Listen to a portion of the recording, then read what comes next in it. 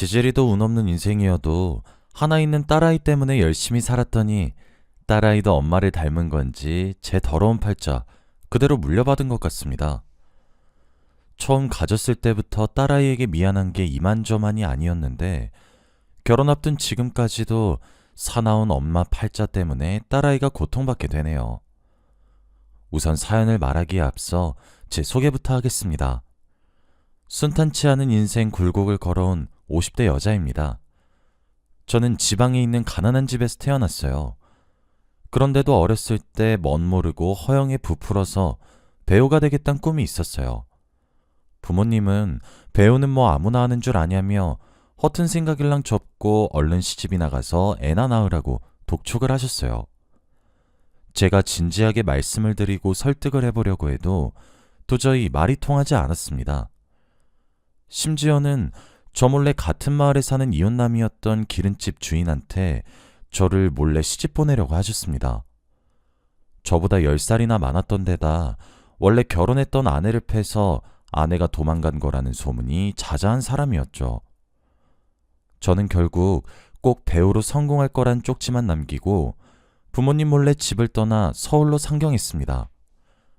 그 후로 부모님 얼굴을 다시 본 적이 없어요. 서울로 상경한 저는 극단에 들어가 허드렛 일부터 시작했어요. 극단에 들어가 보니 저보다 예쁘고 끼 많은 아이들이 수백 수천이 넘었죠. 주눅들 법도 했는데 패기 넘치던 저는 더는 돌아갈 구석이 없다고 생각하고 악으로 깡으로 열심히 했어요. 비록 제대로 된 배역 하나 주어지지 않고 대사 한 줄 있을까 말까 한 엑스트라나 길 가는 행인 역할 정도만 전전했지요. 지금이야 상황이 좀 나아졌을지 몰라도 그때는 주조연 배우들 말고는 거의 대부분이 제대로 된 급여도 받지 못한 채 연극을 했었습니다. 물론 저도 마찬가지였죠. 모아둔 돈도 슬슬 떨어져 가니 밥값이 없어 배를 곪고 하숙비 낼 돈이 없어 하숙집에서 쫓겨날 신세가 되고 말았습니다. 그러다 우연히 원래 맡고 있던 배우가 말도 없이 극단을 옮기는 바람에 처음으로 조연 배역을 맡게 되었어요. 정말 하늘이 내린 기회라 생각하고 열심히 연습했습니다. 그런데 더러운 팔자 어디 안 가는지 처음 막을 올리는 날 아침부터 배가 살살 아파오더니 연극을 앞두고 있을 때쯤엔 정말 죽을 것 같이 아프더라고요. 이대로 냅두면 정말 죽을 것 같고 그렇다고 당장 병원에 갈 시간도 돈도 없으니 발만 동동 구르며 참을 수밖에 없었죠. 시간이 지나 마침 제가 등장할 타이밍이 됐을 때 최대한 아무렇지 않은 몸짓과 표정을 하고 무대에 올라갔습니다. 그리고는 그 이후 기억이 없어요. 눈을 떠보니 병원이었죠. 저를 업고 병원까지 달려온 극단 선배가 하는 말로는 무대에 오르자마자 첫 대사를 하기도 전에 쓰러졌다고 하더군요. 병원비는 극단 선배가 급한 대로 대신 내줬고요. 의사 말로는 맹장염이었다고, 엄청 아팠을 텐데 그동안 어떻게 참은 거냐고, 정말 조금만 늦었어도 터질 뻔했다고 하더군요. 하지만 의사의 얘기는 귀에 들어오지 않았어요. 연극이 어떻게 됐냐고 선배에게 다급하게 물으니 선배는 어두운 표정으로 대답을 회피하더군요. 알고 보니 관객들이 돌발 상황 때문에 극이 망쳐졌다며 표를 환불해달라고 소동이 있었고 그것 때문에 단장이며 출연 배우들까지 화가 나서 극단에서 저를 잘랐다더군요. 결국 저는 첫 대사도 입에서 떼어보지 못한 채로 배우의 꿈을 접어야 했어요.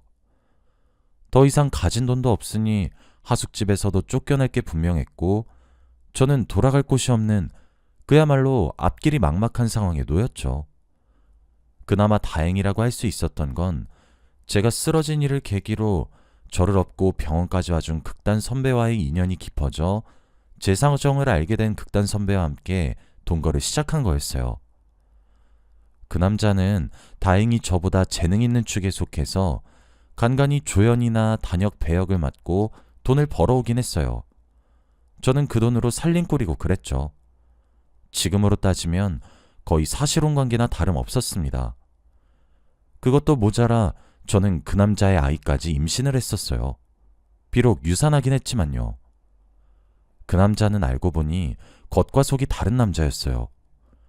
낮에는 이런 사람이 있나 싶을 정도로 제게 잘해주다가 밤만 되면 술을 먹고 제게 소리를 질러댔어요.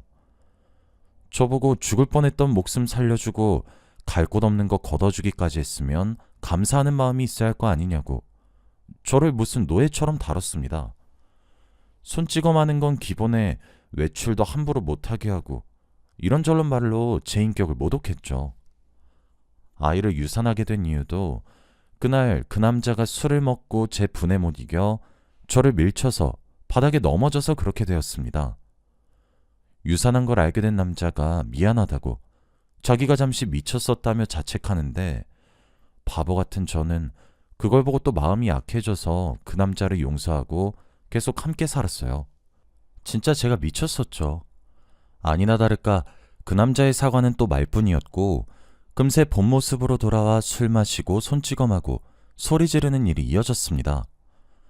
그렇게 그 남자한테서 제대로 된 취급도 못 받고 살던 제게 그 남자가 하루는 자기는 다른 여자랑 결혼하려 하니 저보고 이제 알아서 살라고 대뜸 말하는 거예요. 알고 보니 그 남자는 저 몰래 다른 집 아가씨랑 연애해오고 있었고 그 여자가 자기 아이를 가져 결혼을 약속하고 이제 따로 가정을 꾸리려고 하니 한마디로 저보고 자기 인생에서 이제 꺼져달라는 거였죠. 제가 싫다고 이런 법이 어딨냐고 따지니 그 남자는 좋을 대로 하라며 어차피 주인에게 말해서 집 뺀다고 말해둔 지 오래고 자기랑 저는 법적으로 아무 관계도 아니니까 제가 아무리 용서받자 할 수 있는 게 없다고 말했죠. 인정하기 싫었지만 그 남자의 말은 전부 사실이었습니다. 저는 처음으로 사랑했던 남자의 배신을 경험하고 그렇게 맨몸으로 쫓겨나고 말았어요. 가진 거 없이 아는 사람 없는 서울 바닥에 나앉게 생겼죠. 배우 말고는 달리 하고 싶은 것도 없고 배운 것도 할 줄 아는 것도 마땅히 없던 제가 할 수 있는 일이라고는 식모일 뿐이었습니다. 그렇게 23살의 나이에 중소기업 사장 집안에 들어가 식모일을 시작하게 되었습니다. 식모일이 쉽지 않다는 건 알고 있었지만 일단 잘 곳과 먹을 게 제공된다는 건 저로서는 무시할 수 없는 장점이었기 때문이죠. 그 집에는 저보다 5살 많았던 당시 기준으로는 노총각이라면 노총각이라 할 수 있었던 사장의 아들도 함께 살고 있었어요. 잘 알지도 못하고 도저히 익숙해지지도 않는 식모일을 하며 사모님께 정말 많이 혼났습니다. 사모님은 매일같이 저보고 쫓겨나고 싶은 거냐고 구박하시면서 제 행동에 트집을 잡으셨어요. 아무리 열심히 해도 칭찬은커녕 트집만 잡아대니 성격에 무슨 문제가 있나 생각했는데 알고 보니 사장님이 전에 있던 식모랑 한번 바람이 났었다고 하더군요. 그 식모를 내쫓고 그 후에 들어온 게 저였던 거고요.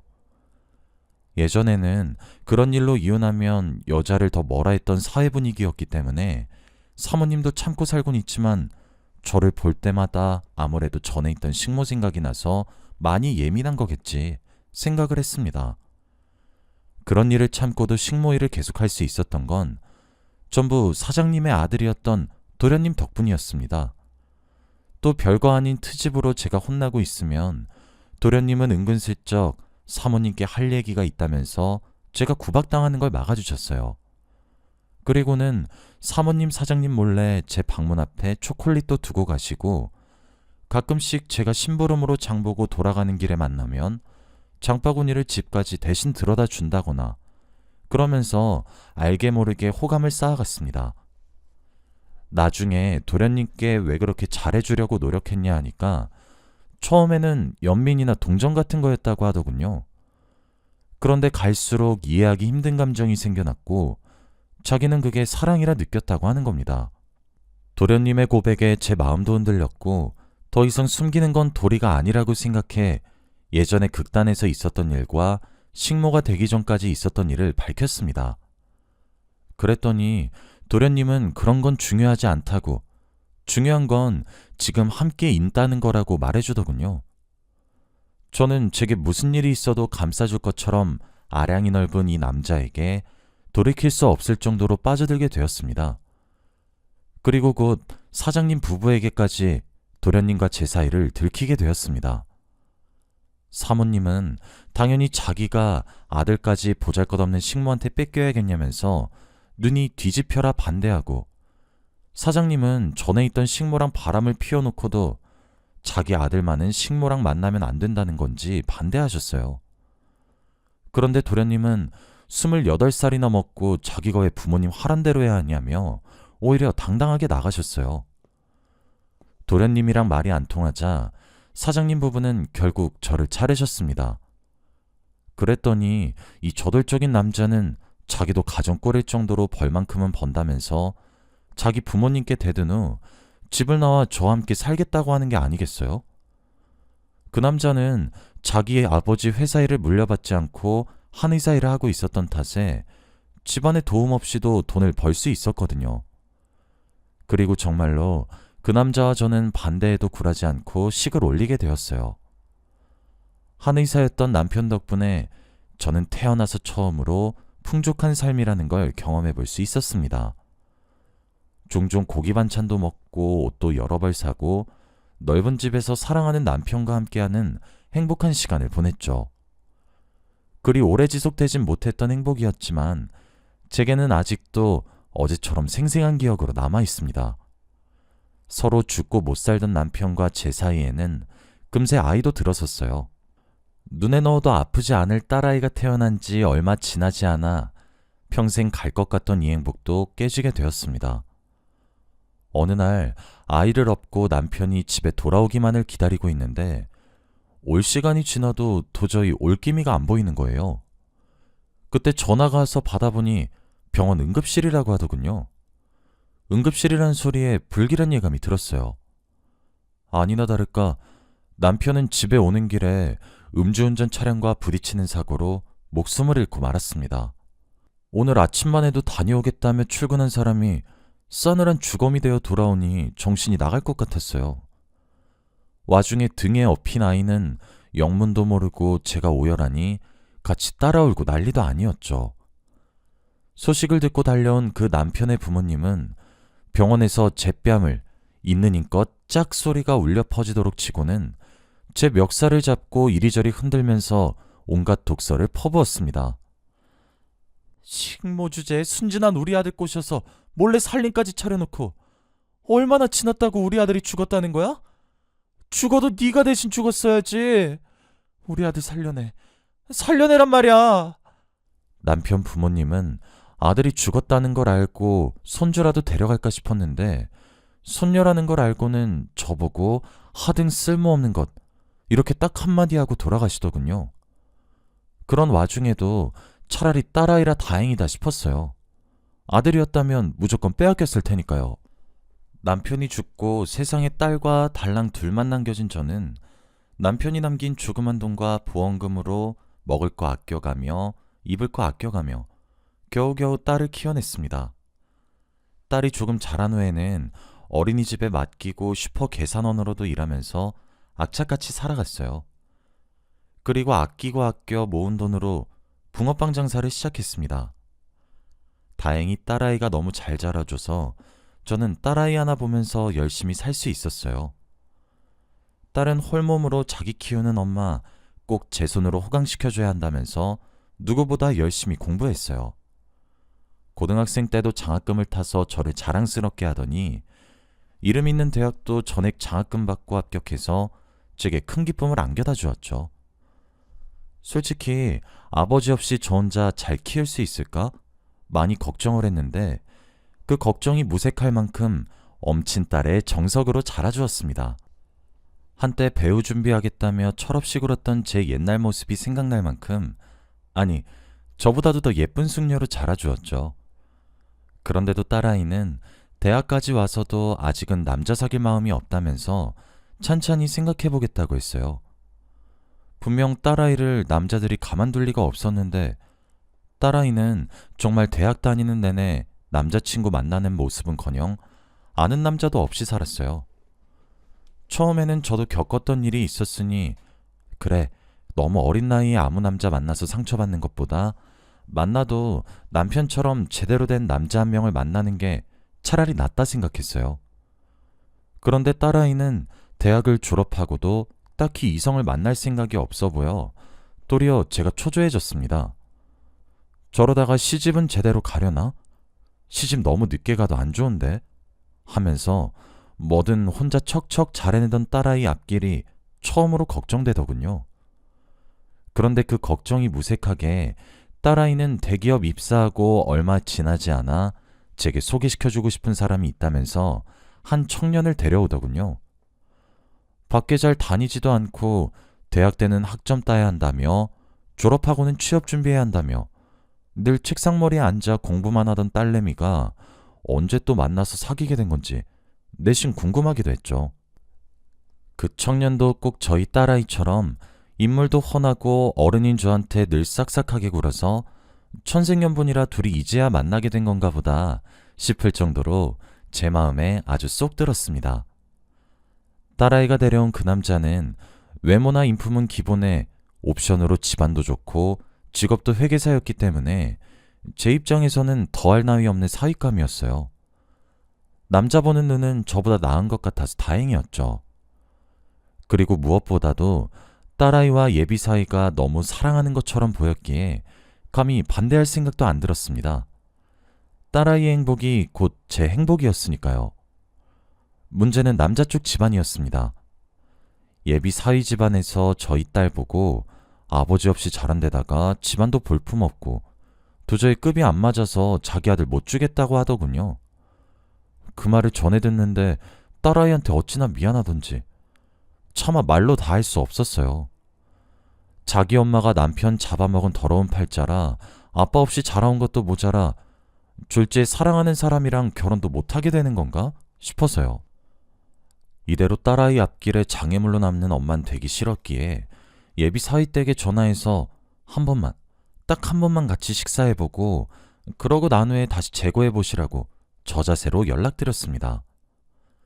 처음에는 자기들이 왜 시간 낭비해가며 그래야 하냐던 예비 사위댁에서도 매일같이 제가 애원하면서 전화로 부탁드린다고 몇 번이나 말을 하니 마음이 조금 동한 건지 두 아이들도 같이 데리고 식사 한번 하자고 날짜를 잡더군요. 상견례나 다름없는 절호의 기회라고 생각을 해서 그 길로 바로 백화점으로 가서 난생 처음으로 비싼 옷도 사보고 사칠한 걸 부려봤어요. 이렇게라도 안 하면 예비 사위댁한테 딸아이 체면이 안 설 것 같아서였죠. 약속 당일에 미리 준비한 비싼 옷을 입고 미용실까지 가서 바짝 힘을 주고 레스토랑으로 갔습니다. 얼마 안 있어 딸아이와 예비 사위도 도착하고 예비 사돈댁도 도착했죠. 딸에게 듣기로는 예비 사위의 외가가 유서 깊은 교육자 집안이라더군요. 아니나 다를까 멀리서 걸어오는 거 보는데 딸의 예비 시모 될 사람은 누가 봐도 기품 있어 보이는 걸음걸이로 자기가 사모님이라고 말하는 것 같았어요. 분명 예비 시부도 자리에 참석한다고 들었는데 막상 도착한 건 예비 시모 혼자라 의아해하고 있으니 남편은 잠시 급한 일이 생겨 조금 있다가 늦게 도착할 거라고 말해주더군요. 그렇게 예비 사위와 딸아이, 저 그리고 예비 사돈댁은 어색한 분위기 속에 식사를 했습니다. 딱 봐도 태어났을 때부터 귀하게 자랐을 것 같은 고고한 사모님이라 설득시키기 쉽지 않겠다 각오하고 있었는데 의외로 예비 사돈댁은 말귀가 통하는 편이었습니다. 자기도 처음에는 홀어머니 아래서 자란 아이 며느리로 맞이해야 하는 거 반갑지 않았지만 자식 이기는 부모는 없는지 아들이 너무 진심인 것 같고 저희 딸아이를 가만 살펴보니 엔간한 부잣집 아가씨보다도 능력 있고 예의 바르고 해서 자기도 편견을 벗었다고 하더군요. 다만 지금 이 자리에 없는 자기 남편이 죽어도 안 된다며 어딜 애비도 없고 근본 없는 애를 세상 무서운 줄 모르고 집안에 함부로 들일 생각하냐고 자기 죽으면 그때나 결혼하라고 그 전까지는 절대 안 된다고 엄포를 놓았다네요. 그러니 자기는 이미 허락할 마음도 어느 정도 생겼고 정말로 두 아이 맺어지는 거 보고 싶으면 나중에 자기 남편 왔을 때 서로 진지하게 얘기해보라고 하더군요. 남은 건 예비 사위 아버지뿐이라 레스토랑에 도착하기만을 목 놓아 기다리니 얼마 안 있어 예비 사돈댁이 입구 너머를 가리키며 저기 오네요 하고 손짓하더군요. 예비 사돈댁이 가리킨 방향으로 고개를 돌리니 한 중년 남자가 허둥지둥 뛰어오고 있었습니다. 그런데 가까이 다가오면 다가올수록 어딘가 낯익은 얼굴 같았어요. 예비 사위의 아버지에게 눈을 고정하고 누구였나 곰곰이 생각하던 그때 제게 먼저 인사를 건넸고 제대로 고개를 들어 얼굴을 가까이서 확인하는 순간 비명을 지를 뻔했습니다. 예비 사위의 아버지는 다름 아닌 제가 어렸을 적 극단에서 만나 함께 동거하고 유산한 아이의 아버지였던 그 남자였어요. 그 남자도 저를 알아본 듯 순간적으로 흠칫하는 눈치였습니다. 그 남자를 보자마자 옛 기억이 떠올라서 머릿속이 너무 복잡해졌어요. 음식은 몇 술 뜨다가 숟가락을 놓아버렸고 설상가상으로 머리까지 아프더군요. 누가 봐도 안색이 안 좋아 보였는지 딸아이가 걱정스러운 어투로 괜찮냐고 집에 갈까? 하고 묻길래 힘없이 고개를 끄덕였습니다. 식사 자리는 일찍 끝나버렸고요. 그리고 집으로 돌아가서 딸아이에게 정말 미안하지만 그 결혼 포기하라고 말했습니다. 모든 게 잘 풀려가는 줄 알던 딸아이는 깜짝 놀라서 이유를 물었지만 차마 딸아이에게 그 남자와 있었던 일을 얘기해 줄 순 없었어요. 결국 만나보니 어떻게 결혼한다 쳐도 한쪽이 너무 기우는 결혼이라 네가 행복하지 않을 것 같아서 걱정된다 한마디 해주고 말았습니다. 딸은 말도 안 된다고 그런 이유가 세상에 어디 있냐며 며칠간 밥도 안 먹고 저와 얘기를 나누려 하지도 않고 그냥 저와 같은 공간에 있으려 하지도 않았어요. 예비사위도 전화 와서 왜 갑자기 마음이 바뀐 거냐고 묻는데 해줄 말이 없더군요. 그 이후로 한 달 지난 지금도 예비사위랑 딸은 계속 저보고 마음을 바꾸라 하고 부끄러운 과거를 공유하고 있는 저와 그 남자는 여전히 완강하게 반대하고 있어요. 가만 생각해봐도 그래도 딸을 위해 모르는 척하고 살아야 할지 아니면 오히려 딸을 위해서 더더욱 안 된다고 강하게 나가야 할지 도무지 방법을 못 찾겠어서 답답하네요. 저를 위한 선택을 하는 게 좋을까요? 딸아이를 위한 선택을 하는 게 좋을까요? 사연 들어주신 여러분들 생각은 어떠신가요?